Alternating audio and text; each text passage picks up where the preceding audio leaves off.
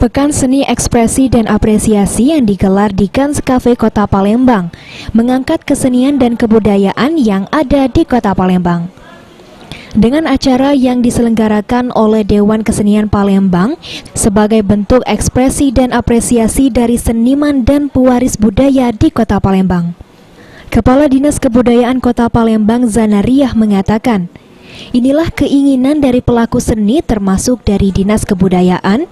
Dinas Kebudayaan Kota Palembang juga selalu mendukung apa yang dilakukan oleh Dewan Kesenian Palembang, khususnya dalam melestarikan seni dan budaya di Kota Palembang. Dengan banyaknya kegiatan seperti ini akan mengangkat dan mengajak generasi muda untuk berperan serta dalam melestarikan seni dan budaya. Inilah keinginan kami, jadi kerjasama dengan DKP ini dari awal ketika sudah dilantik, memang kami support untuk melahirkan hal-hal yang baru maupun mengangkat hal-hal yang lama mengenai kesenian Kota Palembang.